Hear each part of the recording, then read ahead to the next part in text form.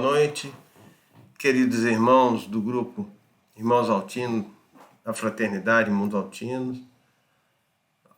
A quem temos aqui a oportunidade, a gratidão e o privilégio de fazer uma reflexão sobre esse tema tão interessante que nos foi colocado, qual seja: os sãos não precisam de médicos.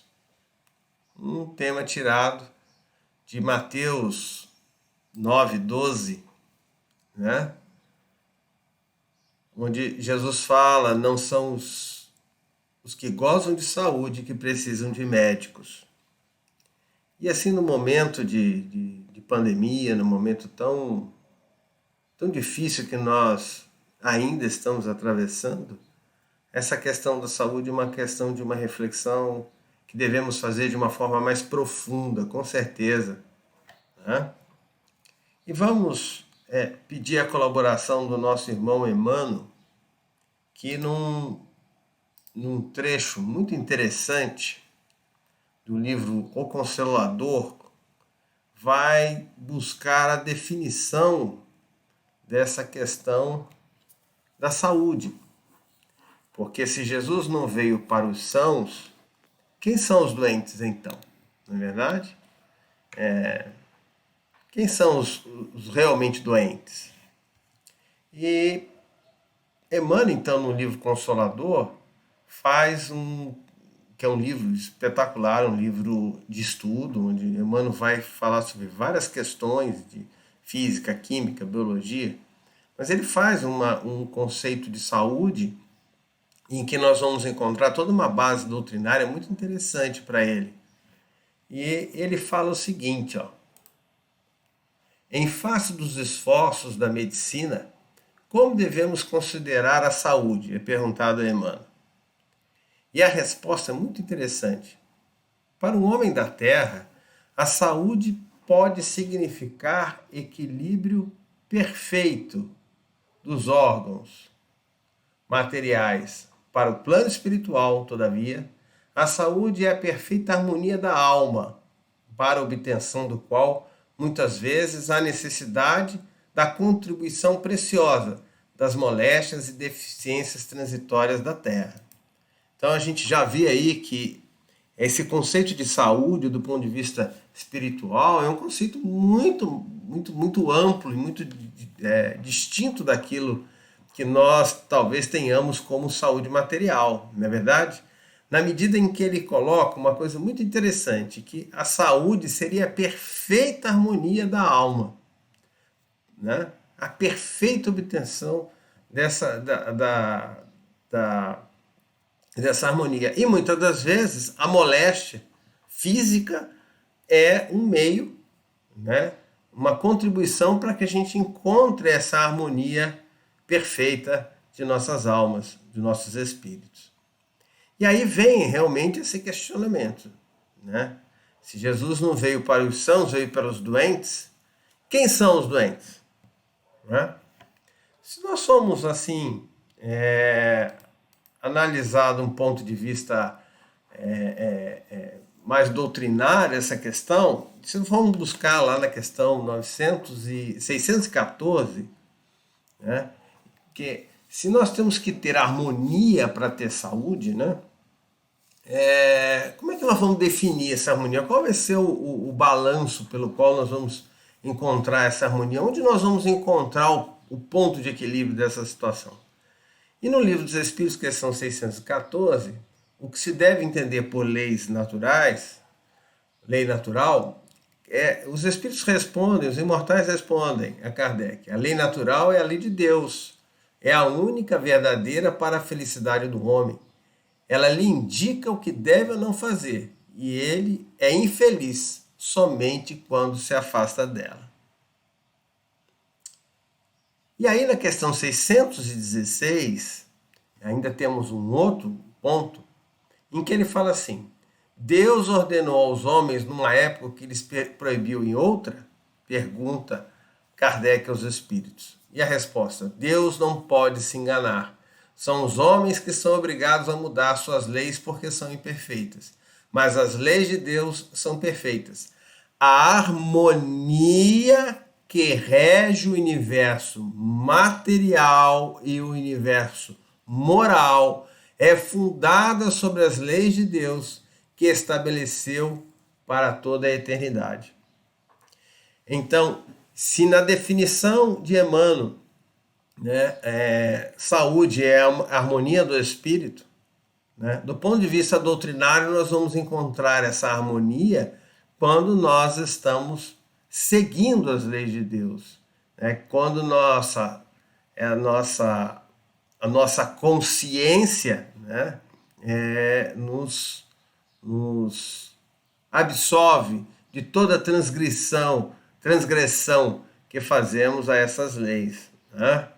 Porque essas leis, apesar de estarem escritas em nossas consciências, nós as descobrimos e nós as enxergamos na medida que nós evoluímos e nós nos aperfeiçoamos. Então, muitas das vezes, mesmo sabedores de alguma delas, não temos a maturidade espiritual necessária para vivê-las, para vivenciá-las ou para enxergá-las como elas realmente são.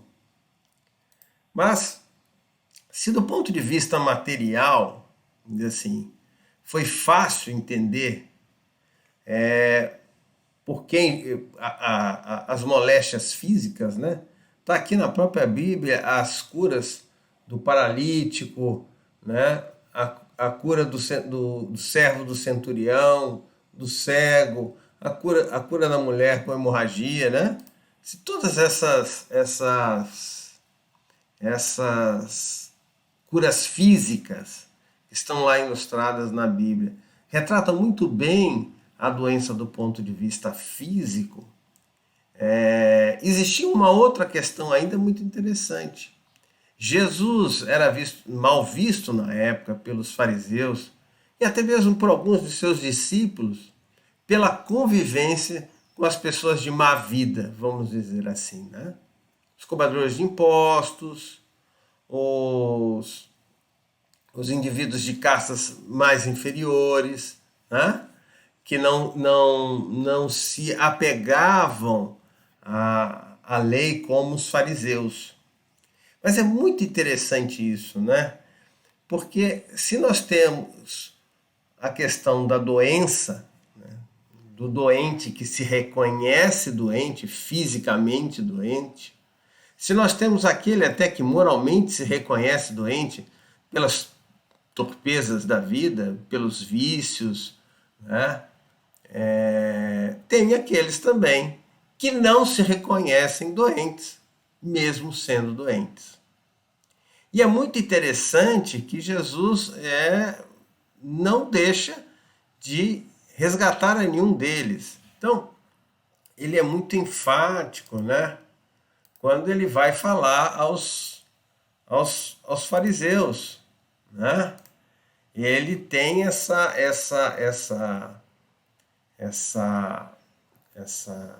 condição e essa preocupação em mostrar que aquilo que eles faziam não correspondia àquilo que eles pregavam.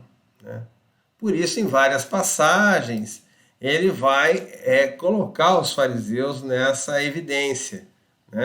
Sepulcros caiados por fora e podres por dentro, a questão da prece do fariseu, ali também colocada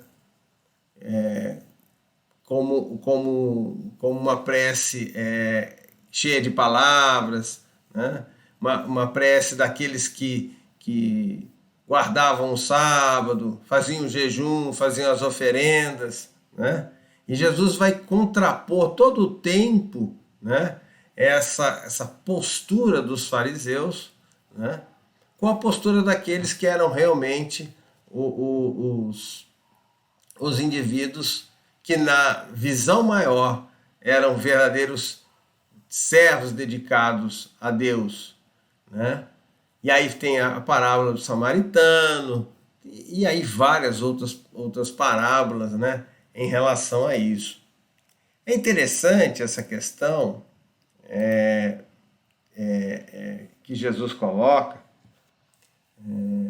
em evidência os fariseus, porque em momento nenhum, veja, há nisso uma tentativa de menosprezar, uma tentativa de culpar, mas uma tentativa de clarear, de esclarecer aqueles que doentes não se reconheciam como tal. Em várias parábolas, Jesus vai comentar sobre isso, né? Mas em duas delas de uma forma muito especial, né?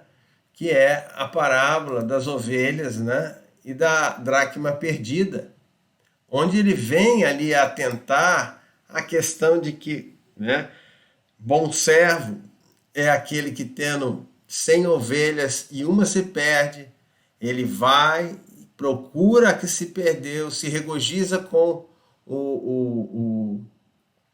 a volta e o retorno dela, né?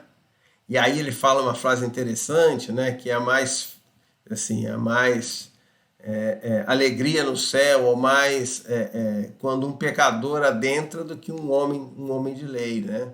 Quando é resgatado esse indivíduo. E quem é esse indivíduo que resgatado traz tanta alegria aos céus? É aquele que se encontrava perdido, é aquele que sequer se reconhecia doente. E aí nós vamos fazer uma colocação, né, em relação a nós mesmos, né? Será que nós também não somos esses doentes, né? Doentes do corpo, nos nossos desequilíbrios físicos, nos nossos exageros, né? Na alimentação, no trabalho, na preocupação. Né? Será que nós não somos esses doentes também da alma que não se reconhece doentes? Né? Que preferem apontar o erro nos outros do que corrigir em si mesmo? Será que nós não fazemos toda a nossa vivência espiritual muito mais num compromisso social do que numa vivência de autoiluminação, de autodescobrimento? Então é tudo isso que nós temos que fazer, refletir, né, nessa questão. Não vim para os sãos, mas para os doentes. E é interessante também que a cura ou o tratamento também Jesus veio nos trazer, né? Em todo o Novo Testamento. E a doutrina espírita tem um papel muito importante dentro desse processo, porque na elaboração do Evangelho segundo o Espiritismo, Kardec percebe uma coisa muito interessante, né? Por que escrever? Né? Se todas as leis divinas já estão escritas na consciência do homem, né? Se Jesus é o exemplo maior a ser seguido, que contribuição teria a doutrina espírita para dar a tudo isso? E os espíritos respondem uma coisa muito interessante, né? Muitos pontos do Evangelho, da Bíblia e dos autores sacros, em geral por si só, são ininteligíveis, parecendo alguns até irracionais, por falta da chave que faculte se lhes apreenda o verdadeiro sentido. Essa chave está completa no Espiritismo, como já o puderam reconhecer os que têm estudado seriamente e como todos mais tarde ainda melhor o reconhecerão. Esse é um trecho tirado lá da introdução do Evangelho segundo o Espiritismo. E aí Kardec resolve então, né, fazer o Evangelho segundo o Espiritismo numa estrutura que não é cronológica, mas numa estrutura didática muito interessante, como um verdadeiro livro terapêutico para cada um de nós. E ele separa os 4 primeiros capítulos. Não vim destruir a lei, e o reino não é deste mundo. Ninguém poderá ver o reino de Deus se não nascer. Interessante esses 4 primeiros capítulos, né? Mostrando que não vim destruir a lei, significava que ele não veio, o Espiritismo não veio mudar aquilo que Jesus falou, a própria revelação de Moisés em relação à justiça. Né? Há um senso de continuidade dentro desse processo.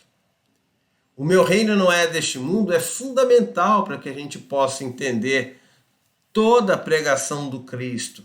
Se você não tiver a consciência de um plano espiritual, de um mundo espiritual, né, de outras moradas, não tem como.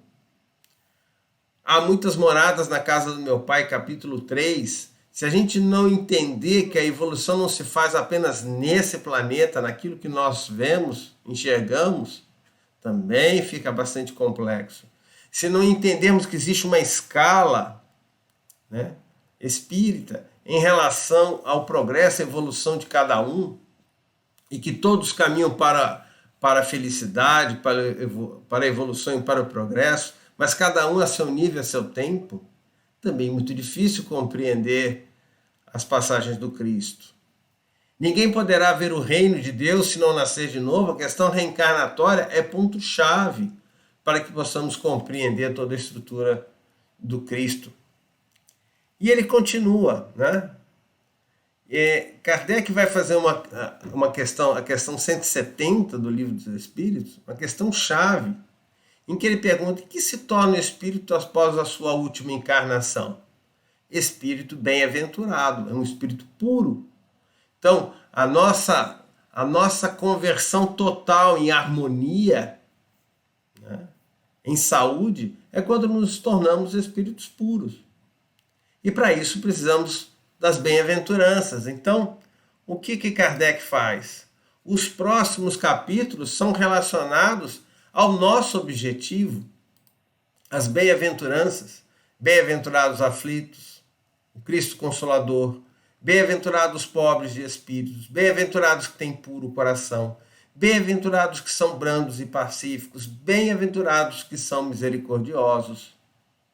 Entenda? Que essa é a estrutura pela qual Kardec vai montar no Evangelho segundo o Espiritismo os nossos objetivos, essas bem-aventuranças. Mas o Evangelho ainda tinha que cumprir duas outras características importantes para ser o livro que é. Primeiro, ser um livro ecumênico, em que tratasse de assuntos que não gerariam discussões ou não gerariam debates, mas sobre pontos pelos quais as religiões de alguma forma ali se concordariam, né? Visto que são pontos de pouco questionamento, que é a moral cristã. Mas também que fosse algo prático, né, em termos de aplicação. Então, nos próximos capítulos, Kardec então vai fazer uma estrutura, né, na trilha da conquista de si mesmo, que são os meios pelos quais nós vamos encontrar aquelas bem-aventuranças. Amar o próximo como a si mesmo, amar os vossos inimigos, não saiba a vossa mão esquerda que dá a vossa mão direita, honrai o vosso pai e a vossa mãe, fora da caridade não há salvação, não se pode servir a Deus e a Mamon, sede perfeitos. Então, dentro dessas estruturas do Evangelho que Kardec faz de forma didática, ele vem colocar os meios pelos quais nós vamos atingir aquelas bem-aventuranças, né? E ainda continua, né, num aspecto, vamos dizer assim, coletivo do processo. Se os meios foram internos, pessoais, ele ainda coloca alguns capítulos que são questões da redenção coletiva de todos nós, que são os últimos capítulos. Muitos chamados, poucos escolhidos, a fé transporta montanhas, os trabalhadores da última hora, haverá falsos cristos e falsos profetas, não separeis o que Deus juntou, estranha moral, não ponhas a candeia debaixo do alqueire, buscai e achareis, dai gratuitamente o que gratuitamente recebestes. Né? Então, essas são instruções coletivas também para que possamos alcançar aquelas bem-aventuranças, né? Entrar em estado de felicidade e de harmonia completa. Em suma, né, finaliza o codificador trazendo a questão da prece, do religário, né, que é pedir e obtereis, e coletânea de preces espíritas. Né? Isso tudo é uma palestra muito interessante em relação à estrutura do Evangelho segundo o Espiritismo, do Saulo César, da TV FEB, em que ele coloca a base, a verdade, a redenção individual, aqueles capítulos que nós lemos ali, né? Não dê sua mão esquerda, a esquerda que sabe a direita, o caminho de redenção do caminho individual como um caminho e a redenção coletiva como a vida. Então,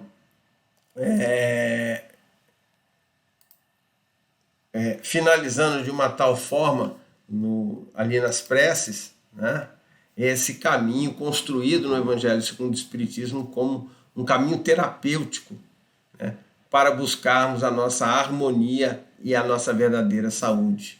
Né? E assim, né, cumprindo as palavras aqui de João 14,6. Eu sou o caminho, a verdade e a vida, e ninguém vai ao Pai a não ser por mim. Né? Mostrando que o Evangelho é a fonte da nossa cura, do nosso tratamento, da nossa harmonização, para que nós tenhamos realmente saúde. Saúde de um ponto de vista maior, de um ponto de vista universal, completo, não só harmonia do ponto de vista, saúde do ponto de vista físico, mas saúde também do ponto de vista espiritual, com a nossa harmonização. Espero ter, nesses poucos minutos aqui, conseguido fazer com que cada um reflita sobre toda essa questão, que não vim para os sãos, mas para os doentes. E que nós pensemos que não são de doentes físicos somente, né? Que muitas das vezes essa doença física é o instrumento de harmonização para que o espírito encontre a sua harmonia, a sua saúde verdadeira. Nós somos muito míopes na questão da saúde como ela realmente é. Mas que nós possamos refletir sobre isso. Quem somos nós? Somos os doentes ou somos os sãos? E se somos os doentes, onde nós vamos encontrar o remédio, se não no Evangelho? E nós que temos a oportunidade de ter a doutrina kardeciana, a doutrina dos espíritos, né? Ter o Evangelho segundo o Espiritismo a nos auxiliar, a nos ajudar a entender, a ler toda essa questão que Jesus nos colocou como terapêutica do espírito e da alma na busca da nossa harmonização. Um trabalho tão bonito de Kardec, tão bem estruturado no Evangelho segundo o Espiritismo, para que nós encontrássemos ali harmonia, saúde e paz dentro de nossos corações. Muito boa noite, obrigado a todos, que Deus nos abençoe e nos ampare agora e sempre.